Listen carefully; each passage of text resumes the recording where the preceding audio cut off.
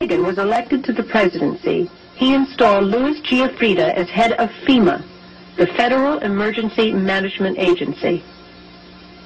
Giuffrida was an old cold warrior from Reagan's California days, whose specialty was suppression of unrest and dissent. Giuffrida, North, and George Bush began to turn FEMA into an instrument of domestic anti-terrorism.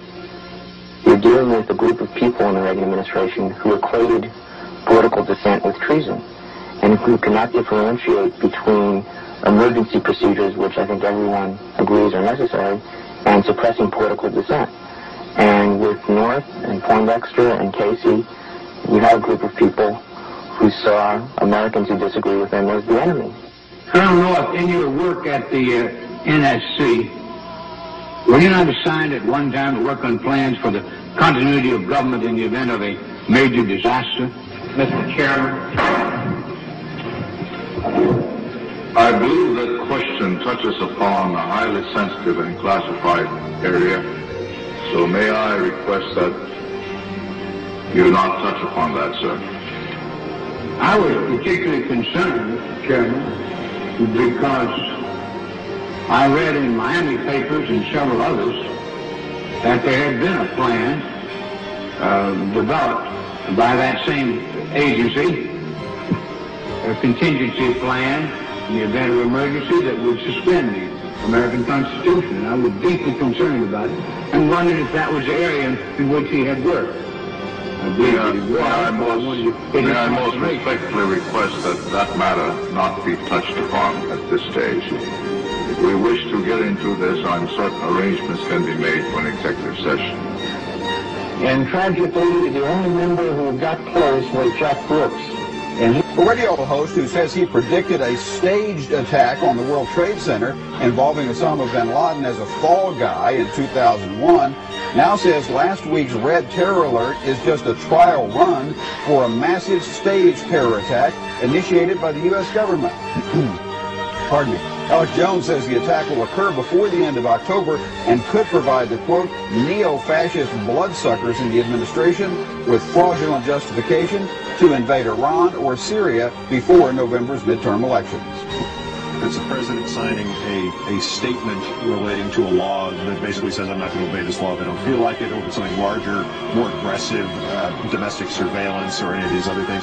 Where are the constitutional checks? Is that machinery still present? Is it still working? Is it rusted, or is it not working at all? Well, it's not working very well. Yeah, please. Thank you, Mr. President. It's an honor to have you here. Yes. I'm a first-year student in South Asia Studies. My question is in regards to private military contractors. The Uniform Code of Military Justice does not apply to these contractors in Iraq. I asked your Secretary of Defense a couple months ago what law governs their actions. Mr. I'm going to ask him. Go ahead.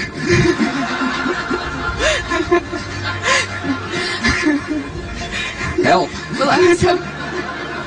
When the president had an opportunity to capture or kill Osama bin Laden, he took his focus off of him, outsourced the job to Afghan warlords, and Osama bin Laden escaped. 6 months after he said Osama bin Laden must be caught dead or alive, this president was asked, where's Osama bin Laden? He said, I don't know.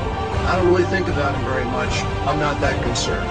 We need a president who stays deadly focused on the real war on terror, Mr. President. Gosh, I never said I'm not worried about Osama bin Laden. It's kind of one of those exaggerations. So I don't, I just don't spend that much time on it. I repeat what I said. I truly am not that concerned. Saddam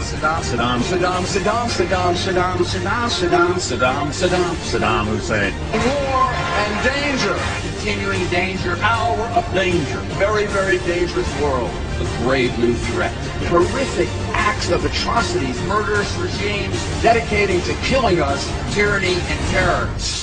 Several countries that we would consider Arab countries have already been told by the Israelis to prepare that it's going to happen, and these leaders behind the scenes are supporting it, but will publicly stand up and condemn it. They have to. they don't have a choice because of the religion in their country. They're going to say, how could the Israelis do this? This is wrong. This is Zionism. Behind the scenes, in fact, let me tell you one nugget. You're going to love this. A man who is in Tampa, who works here in Tampa, was sharing with me, and he's a very high-ranking military official. He said, you know, he says, I have been to Arabia, and I have met with the leaders in Persia, Arabia, Egypt, etc. He said, that's part of my job working for the government. He said, let me tell you something that would shock you. He said, publicly, they despise the Jew and they hate Israel. But he said, every leader, he says, now I'm telling you, the leaders will say to me privately, we know the land belongs to the Jews, and we know we can't whip them. He said, privately they'll tell you that. But he said, when it comes to the public and to the propaganda, they will absolutely go the opposite direction. He said, I'm telling you, one-on-one, he started naming them, and it shocked me that he knew these people. He said, when you are one-on-one in a room with them, they'll say, we know.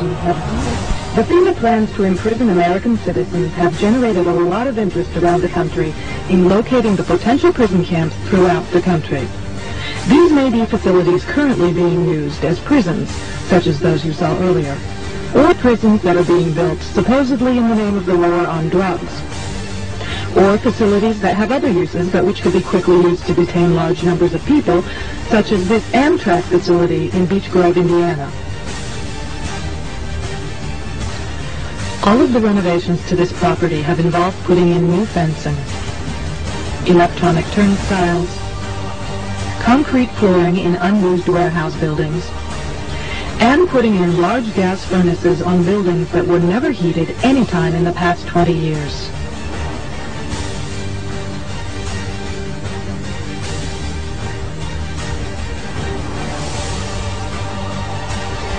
Outside this building is fencing and a cattle run section of fence, all topped by barbed wire, pointing inward not to keep people out, but to keep people in. This was common throughout the facility, particularly the new fencing that had been erected. No, I've always, you know, a dictatorship would be a heck of a lot easier. There's no question about it. For the first time at one of his news conferences in 3 years, Thomas asked him about Iraq. I ask you, Mr. President, your decision to invade Iraq has caused the deaths of thousands of Americans and Iraqis, wounds of Americans and Iraqis for a lifetime. Every reason given, publicly at least, has turned out not to be true. My question is, why did you really want to go to war? From the moment you stepped into the White House, from your cabinet, former cabinet officers, intelligent people, and so forth. What was your real reason? You have said it wasn't the oil, plus the oil. It hasn't been Israel or anything else. What was that? I think your premise, in all due respect to your question and to you as a lifelong journalist, is that, you know, I didn't want war. To assume I wanted war is just flat wrong, Helen. In all due respect. No, hold on for a second, please. Excuse me. No president wants war. Everything you may have heard is that, but it's just simply not true. My attitude about the defense of this country changed on September the 11th. When we got attacked, I vowed then and there to use every asset at my disposal to protect the American people.